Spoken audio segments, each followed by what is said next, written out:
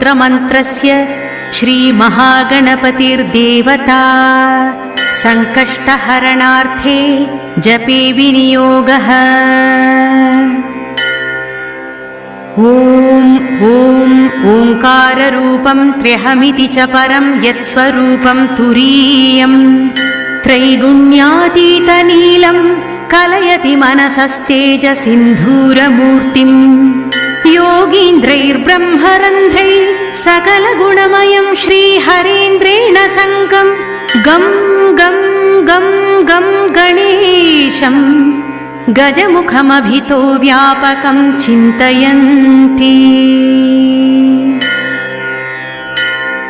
वं वं वं विघ्नराजं भजति निजभुजे दक्षिणे न्यस्तशुण्डं क्रं क्रं क्रं क्रोधमुद्रा